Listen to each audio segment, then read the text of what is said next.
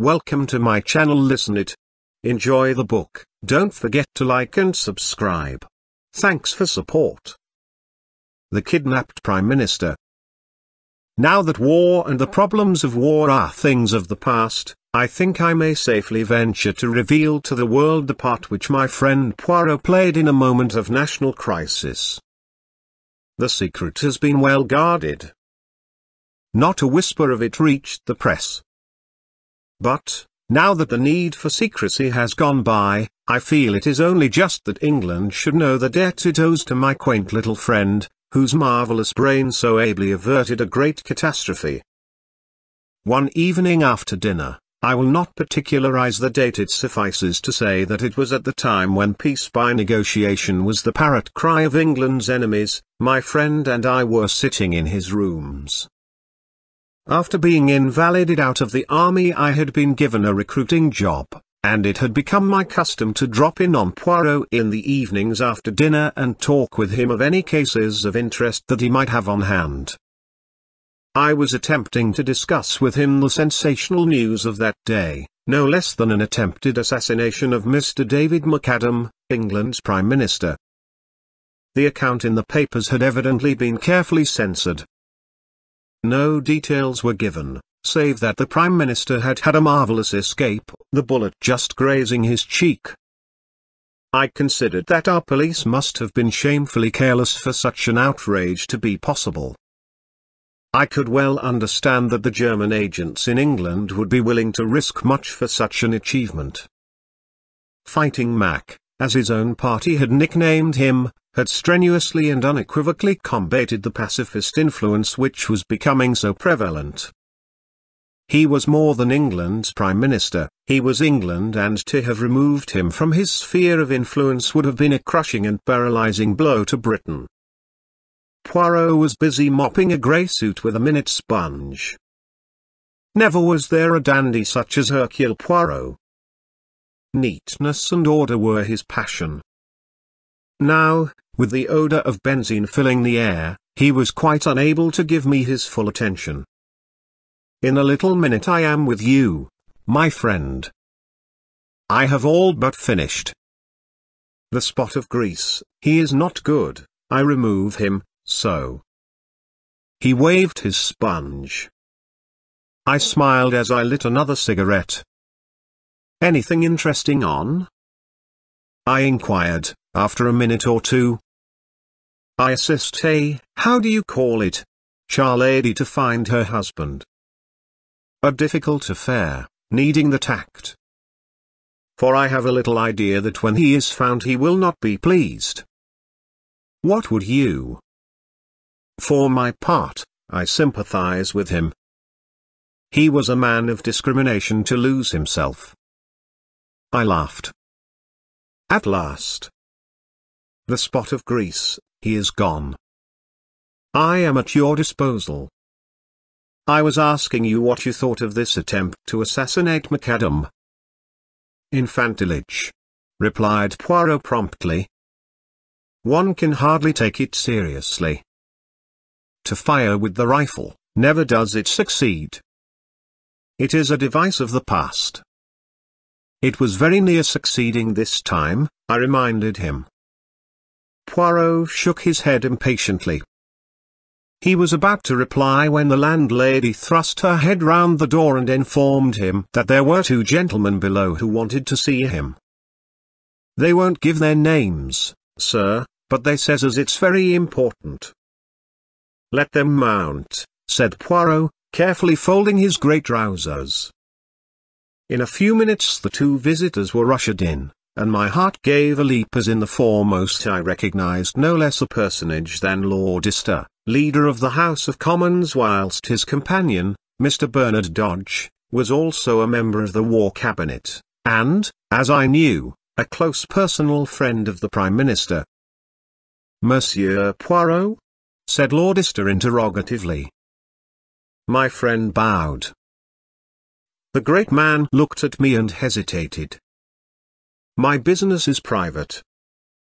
You may speak freely before Captain Hastings, said my friend, nodding to me to remain.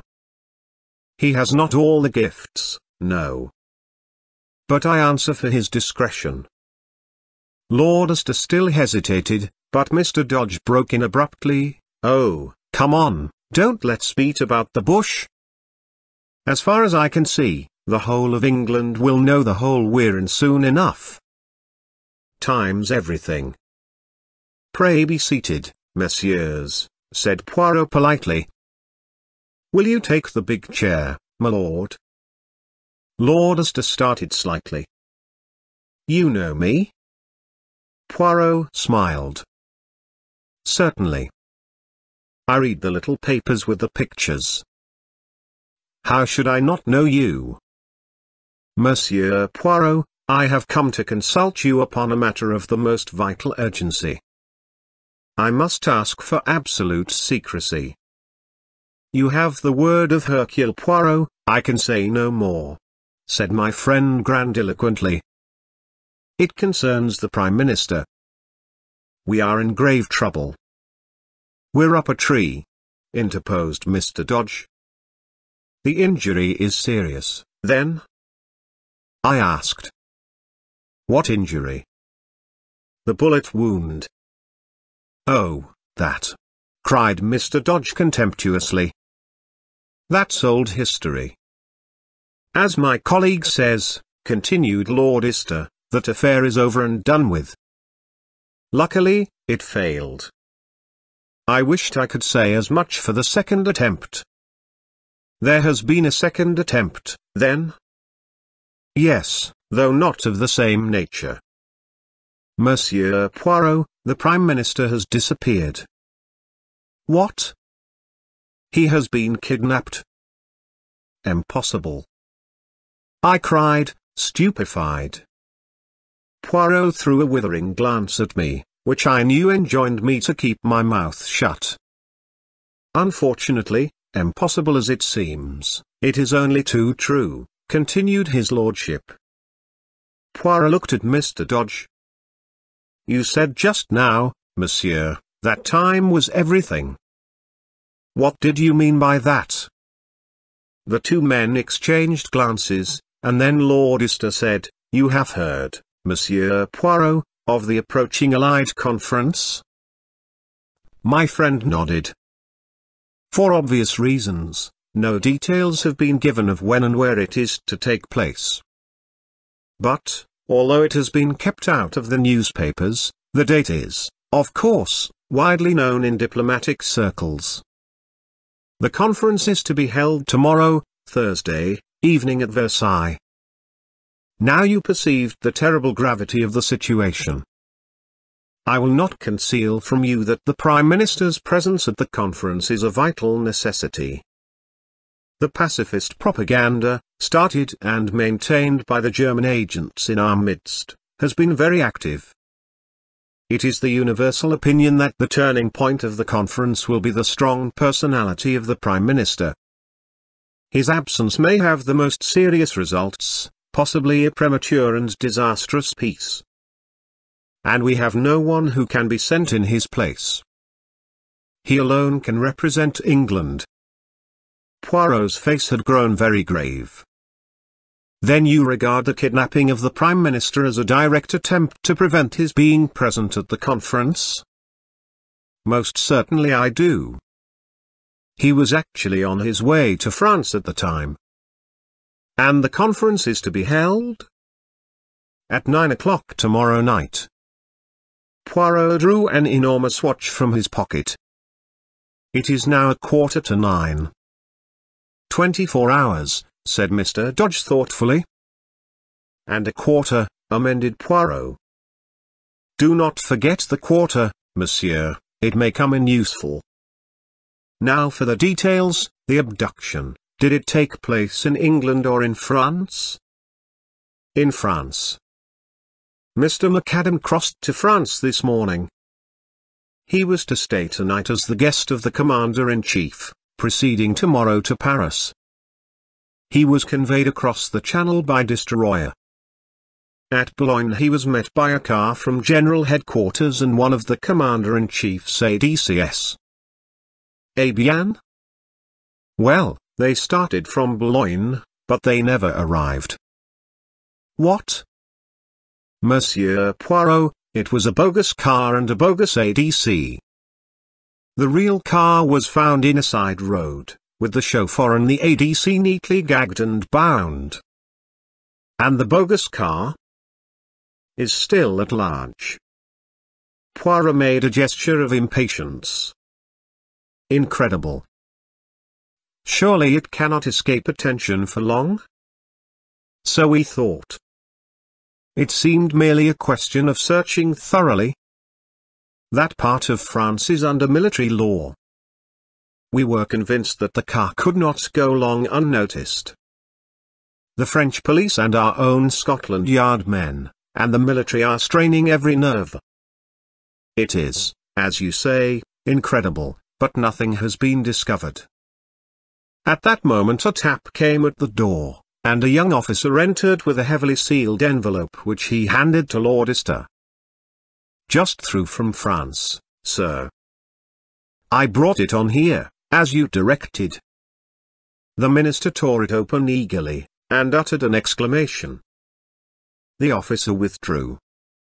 Here is news at last. This telegram has just been decoded.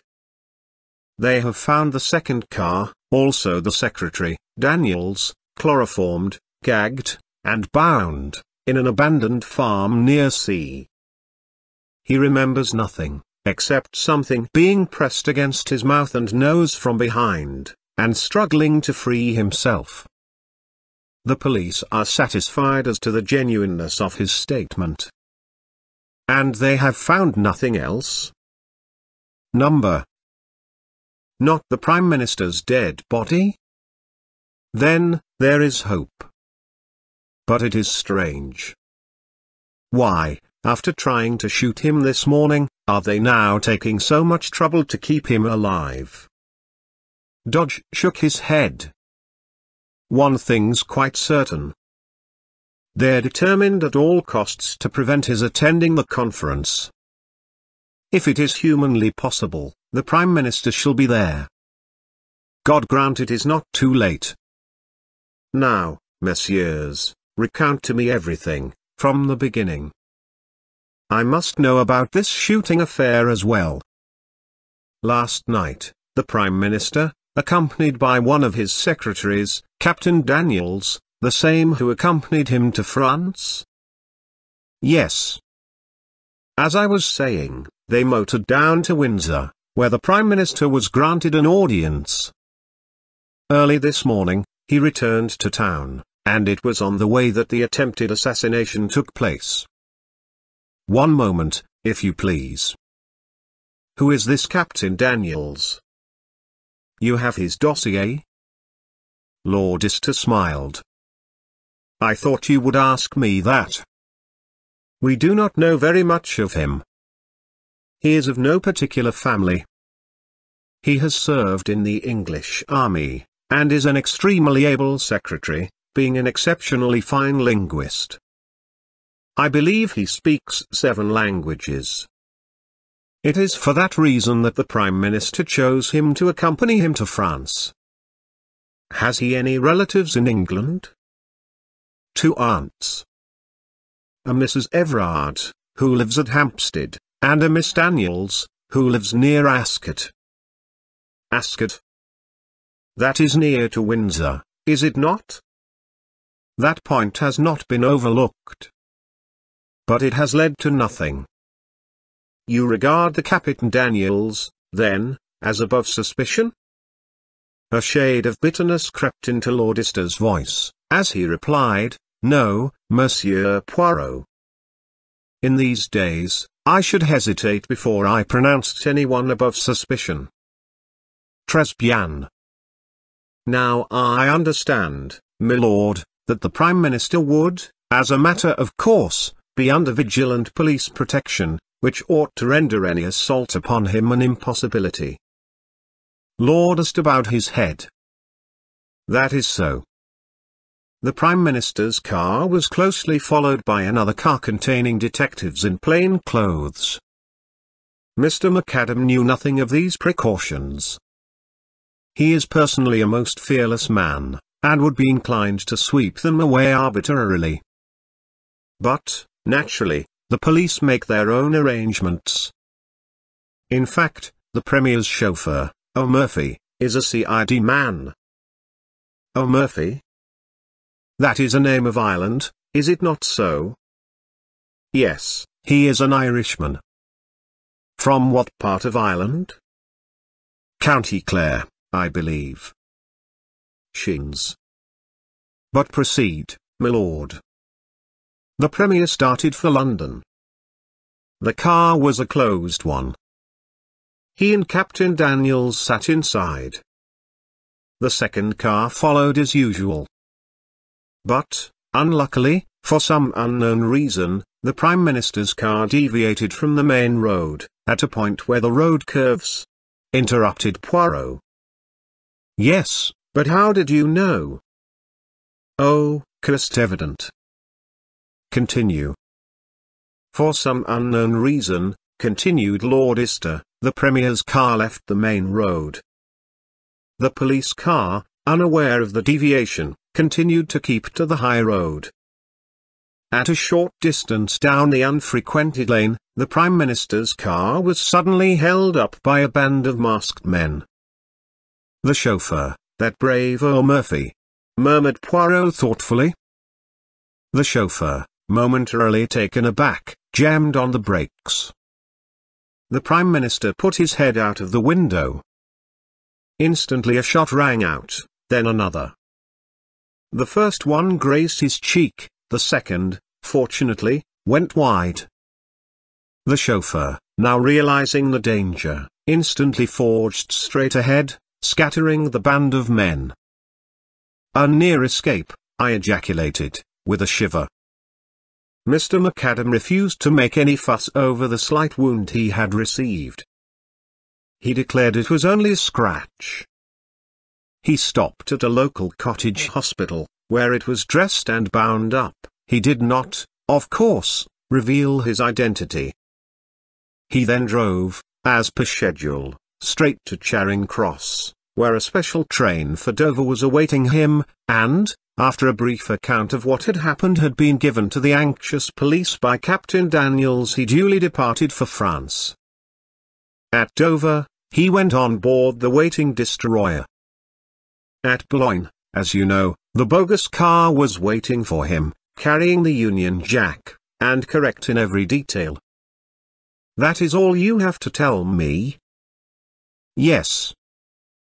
There is no other circumstance that you have omitted, my lord? Well, there is one rather peculiar thing. Yes? The Prime Minister's car did not return home after leaving the Prime Minister at Charing Cross. The police were anxious to interview O'Murphy, so a search was instituted at once. The car was discovered standing outside a certain unsavory little restaurant in Soho, which is well known as a meeting place of German agents. And the chauffeur? The chauffeur was nowhere to be found. He, too, had disappeared. So, said Poirot thoughtfully, there are two disappearances, the Prime Minister in France, and O'Murphy in London. He looked keenly at Lord Easter, who made a gesture of despair. I can only tell you, Monsieur Poirot, that, if anyone had suggested to me yesterday that O'Murphy was a traitor, I should have laughed in his face. And today? Today I do not know what to think. Poirot nodded gravely. He looked at his turnip of a watch again. I understand that I have carte blanche, messieurs, in every way, I mean. I must be able to go where I choose, and how I choose. Perfectly. There is a special train leaving for Dover in an hour's time, with a further contingent from Scotland Yard.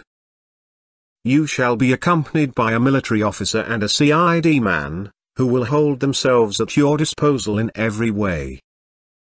Is that satisfactory? Quite. One more question before you leave, messieurs. What made you come to me? I am unknown, obscure, in this great London of yours. We sought you out on the express recommendation and wish of a very great man of your own country. Comment? My old friend the prefect. Lord Astor shook his head. Once higher than the prefect. One whose word was once law in Belgium, and shall be again. That England has sworn. Poirot's hand flew swiftly to a dramatic salute. Amen to that. Ah, but my master does not forget, messieurs, I, Hercule Poirot, will serve you faithfully. Heaven only send that it will be in time. But this is dark, dark, I cannot see. Well, Poirot, I cried impatiently, as the door closed behind the ministers, what do you think? My friend was busy packing a minute suitcase, with quick, deft movements. He shook his head thoughtfully. I do not know what to think. My brains desert me. Why, as you said, kidnap him, when a knock on the head would do as well. I mused. Pardon me, mon ami, but I did not quite say that. It is undoubtedly far more their affair to kidnap him. But why? Because uncertainty creates panic. That is one reason. Were the Prime Minister dead, it would be a terrible calamity, but the situation would have to be faced. But now you have paralysis. Will the Prime Minister reappear, or will he not? Is he dead or alive? Nobody knows, and until they know, nothing definite can be done. And, as I tell you, uncertainty breeds panic, which is what les botches are playing for. Then, again, if the kidnappers are holding him secretly somewhere, they have the advantage of being able to make terms with both sides. The German government is not a liberal paymaster, as a rule, but no doubt they can be made to disgorge substantial remittances in such a case as this. Thirdly, they run no risk of the hangman's rope. Oh, decidedly, kidnapping is their affair. Then, if that is so, why should they first try to shoot him? Poirot made a gesture of anger. Ah, that is just what I do not understand. It is inexplicable, stupid. They have all their arrangements made, and very good arrangements too, for the abduction, and yet they imperil the whole affair by a melodramatic attack, worthy of a cinema, and quite as unreal. It is almost impossible to believe in it, with its band of masked men, not 20 miles from London. Perhaps there were two quite separate attempts which happened irrespective of each other, I suggested. Ah, no, that would be too much of a coincidence. Then, further, who is the traitor? There must have been a traitor. In the first affair, anyway. But who was it, Daniels or Murphy? It must have been one of the two, or why did the car leave the main road? We cannot suppose that the Prime Minister connived at his own assassination. Did Murphy take that turning of his own accord, or was it Daniels who told him to do so? Surely it must have been Murphy's doing. Yes, because if it was Daniels, the Prime Minister would have heard the order, and would have asked the reason. But there are altogether too many whys in this affair, and they contradict each other. If Murphy is an honest man, why did he leave the main road? But if he was a dishonest man, why did he start the car again when only 2 shots had been fired, thereby, in all probability, saving the Prime Minister's life? And, again, if he was honest, why did he, immediately on leaving Charing Cross, drive to a well-known rendezvous of German spies? It looks bad, I said. Let us look at the case with method. What have we for and against these two men? Take Murphy first. Against, that his conduct in leaving the main road was suspicious, that he is an Irishman from County Clare, that he has disappeared in a highly suggestive manner.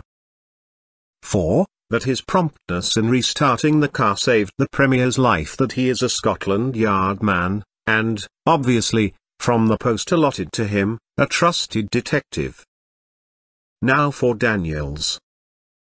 There is not much against him, except the fact that nothing is known of his antecedents, and that he speaks too many languages for a good Englishman. Pardon me, mon ami, but, as linguists, you are deplorable. Now for him, we have the fact that he was found gagged, bound, and chloroformed, which does not look as though he had anything to do with the matter. He might have gagged and bound himself, to divert suspicion. Poirot shook his head. The French police would make no mistake of that kind. Besides, once he had attained his object, and the Prime Minister was safely abducted, there would not be much point in his remaining behind. His accomplices could have gagged and chloroformed him, of course, but I failed to see what object they hoped to accomplish by it. He can be of little use to them now, for, until the circumstances concerning the Prime Minister have been cleared up, he is bound to be closely watched. Perhaps he hoped to start the police on a false scent? Then why did he not do so? He merely says that something was pressed over his nose and mouth, and that he remembers nothing more. There is no false scent there. It sounds remarkably like the truth. Well, I said, glancing at the clock, I suppose we'd better start for the station. You may find more clues in France. Possibly, mon ami, but I doubt it. It is still incredible to me that the Prime Minister has not been discovered in that limited area, where the difficulty of concealing him must be tremendous. If the military and the police of two countries have not found him, how shall I? At Charing Cross we were met by Mr. Dodge. This is Detective Barnes, of Scotland Yard, and Major Norman. They will hold themselves entirely at your disposal. Good luck to you. It's a bad business, but I've not given up hope. Must be off now. And the minister strode rapidly away. We chatted in a desultory fashion with Major Norman. In the center of the little group of men on the platform I recognized a little ferret-faced fellow talking to a tall, fair man. He was an old acquaintance of Poirot's, Detective Inspector Japp, supposed to be one of the smartest of Scotland Yard's officers. He came over and greeted my friend cheerfully. I heard you were on this job too. Smart bit of work. So far they've got away with the goods all right. But I can't believe they can keep him hidden long. Our people are going through France with a tooth comb. So are the French. I can't help feeling it's only a matter of hours now. That is, if he's still alive, remarked the tall detective gloomily. Japp's face fell. Yes, but somehow I've got the feeling he's alive all right. Poirot nodded. Yes, he's alive. But can he be found in time? I, like you, did not believe he could be hidden so long. The whistle blew, and we all trooped up into the Pullman car.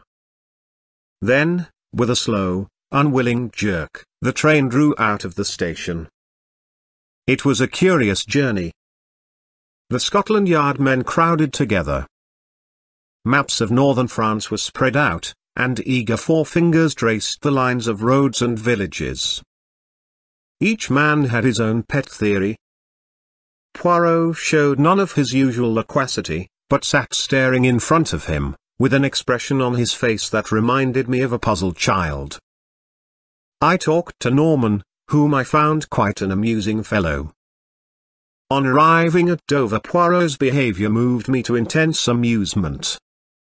The little man, as he went on board the boat, clutched desperately at my arm. The wind was blowing lustily.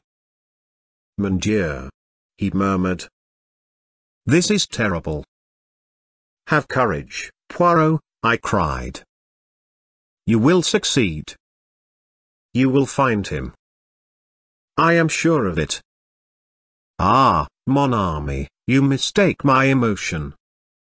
It is this villainous sea that troubles me. The mal de mer, it is horrible suffering." "Oh," I said, rather taken aback. The first throb of the engines was felt, and Poirot groaned and closed his eyes. "Major Norman has a map of northern France if you would like to study it." Poirot shook his head impatiently. But no. Leave me, my friend. See you, to think, the stomach and the brain must be in harmony. Leverguier has a method most excellent for averting the mal de mer. You breathe in, and out, slowly, so, turning the head from left to right and counting 6 between each breath. I left him to his gymnastic endeavors, and went on deck. As we came slowly into Boulogne harbour, Poirot appeared, neat and smiling, and announced to me in a whisper that Leverguier's system had succeeded to a marvel. Japp's forefinger was still tracing imaginary routes on his map. Nonsense. The car started from Boulogne, here they branched off.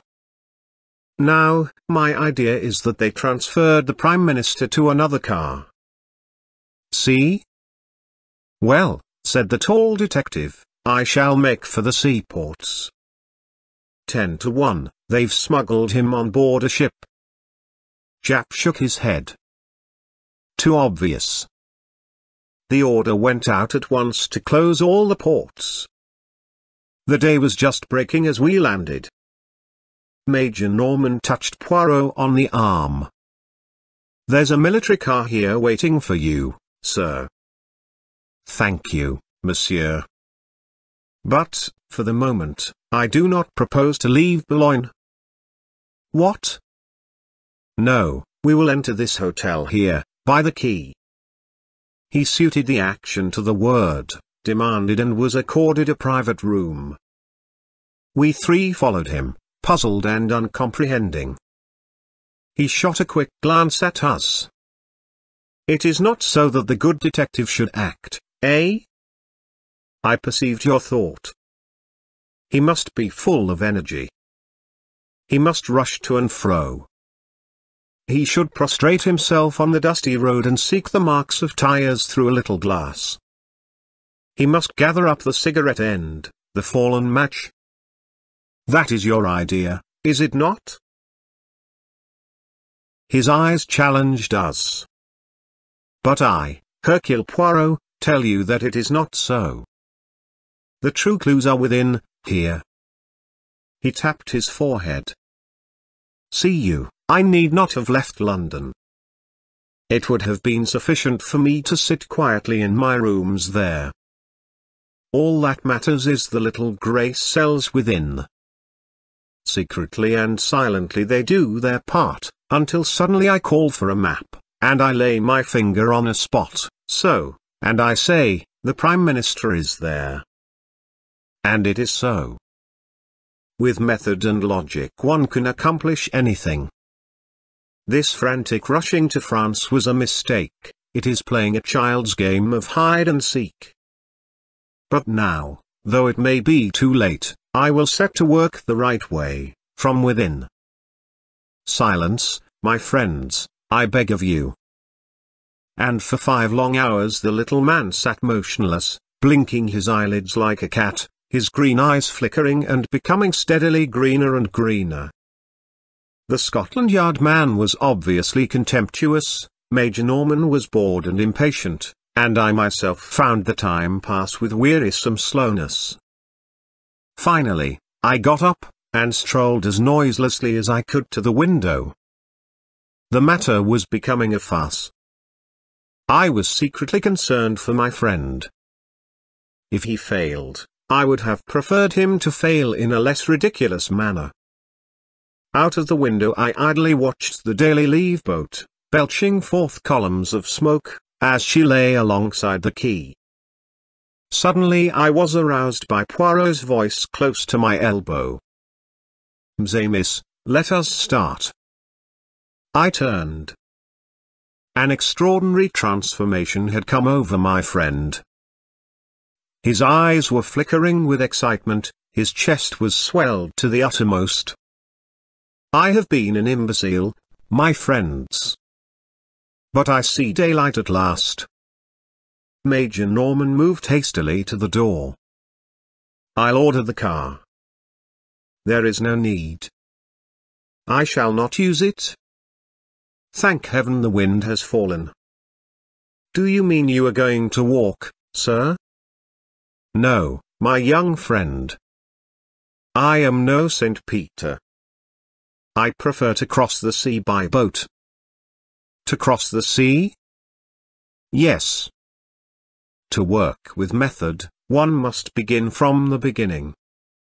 And the beginning of this affair was in England.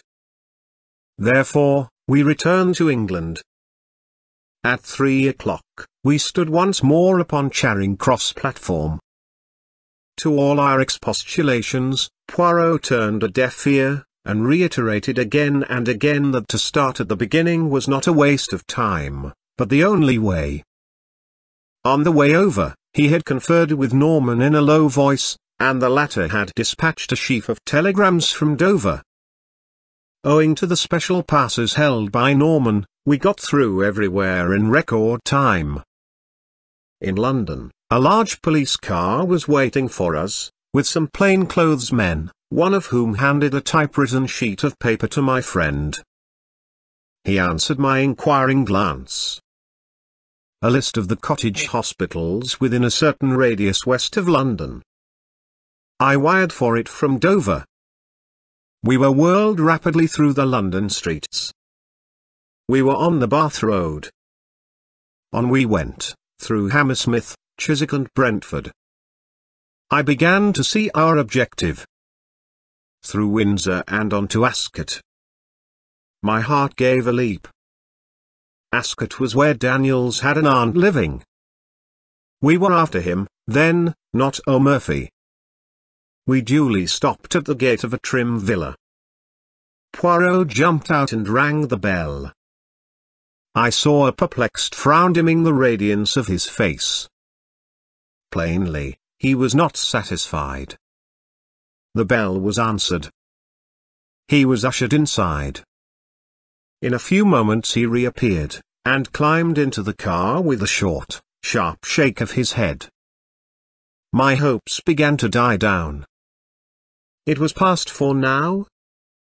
Even if he found certain evidence incriminating Daniels, what would be the good of it, unless he could wring from someone the exact spot in France where they were holding the Prime Minister? Our return progress towards London was an interrupted one. We deviated from the main road more than once, and occasionally stopped at a small building, which I had no difficulty in recognizing as a cottage hospital. Poirot only spent a few minutes at each, but at every halt his radiant assurance was more and more restored. He whispered something to Norman, to which the latter replied, "Yes, if you turn off to the left, you will find them waiting by the bridge." We turned up a side road, and in the failing light I discerned a second car, waiting by the side of the road. It contained 2 men in plain clothes. Poirot got down and spoke to them, and then we started off in a northerly direction, the other car following close behind.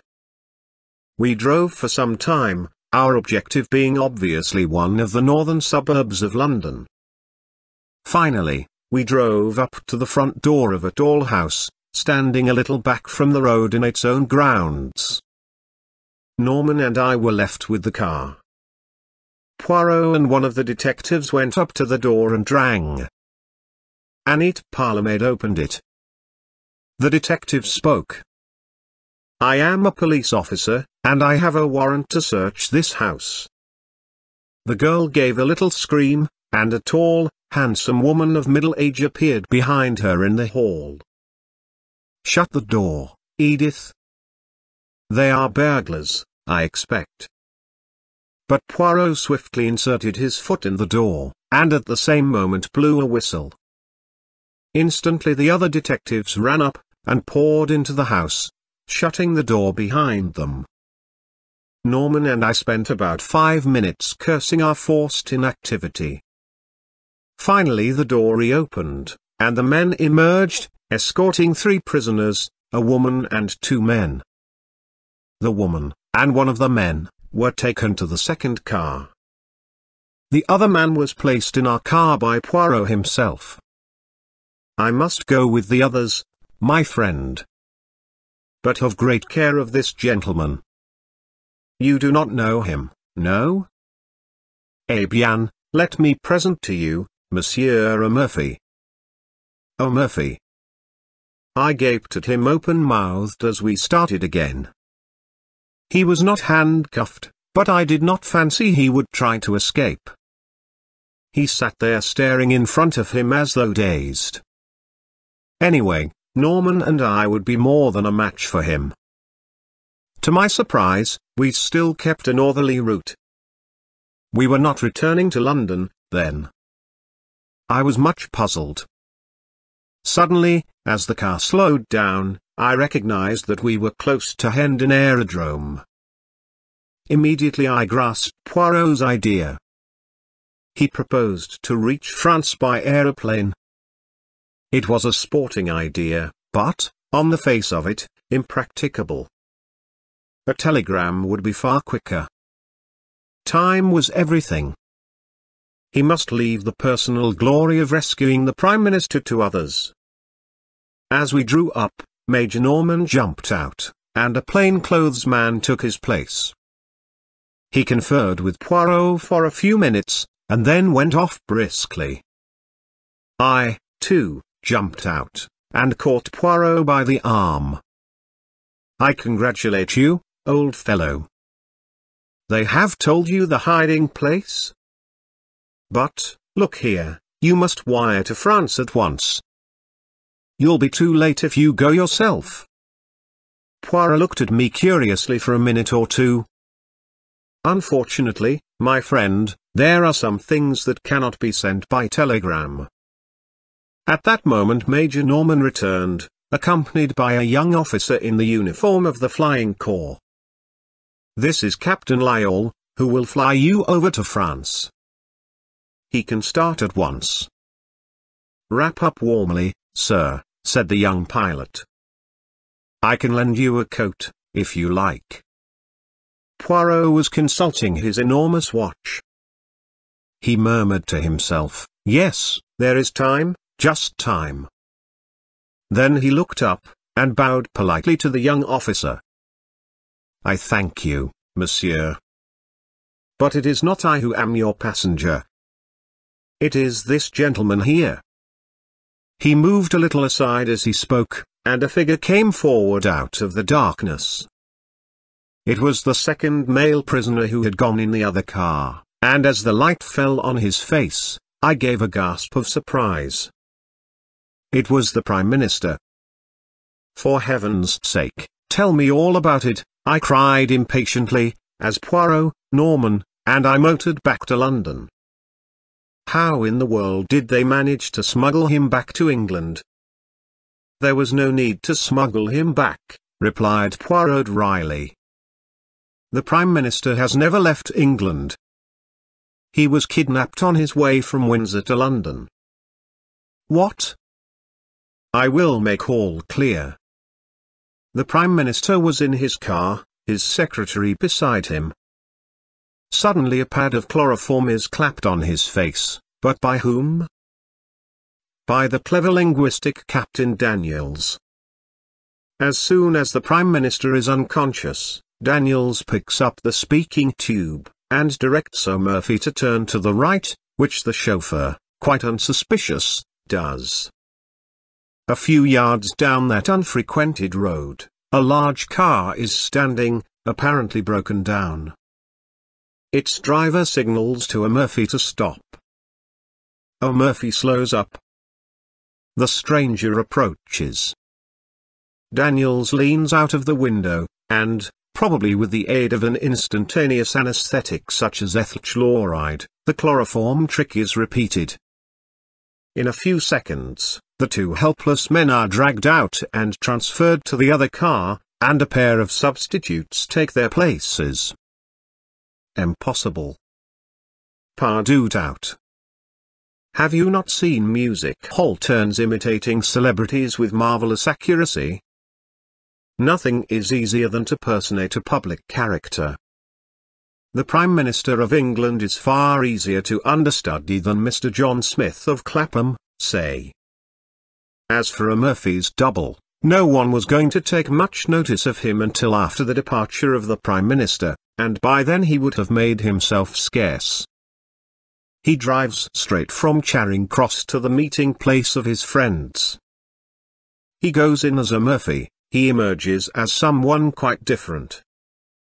Murphy has disappeared, leaving a conveniently suspicious trail behind him.